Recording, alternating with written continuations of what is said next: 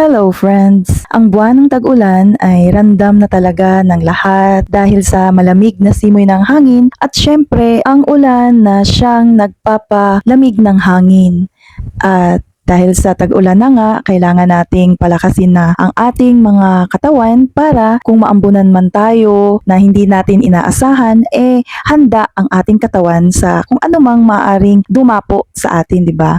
Always take your vitamins to keep your body stronger. Ako yung taong nai-enjoy ko yung pagpatak ng ulan kahit anong oras pa man yan. Wag lang yung bagyo kasi hindi na yun maganda, di ba? Nakakapinsala na ng mga pananim. Pero dun sa part na yung kalma lang ang ulan, I really love that kind of mood or yung nakaka-relax. Para sa akin kasi nakakawala din siya ng stress kapag nare-relax ang katawan ng isang tao. Pasensya na nga pala kung medyo boring yung content ko for today, pero gusto ko lang i-share sa inyo, sa aking mga viewers, followers, and friends na ito po ang totoong ako. Mas nai-enjoy ko yung walang masyadong tao at saka ingay.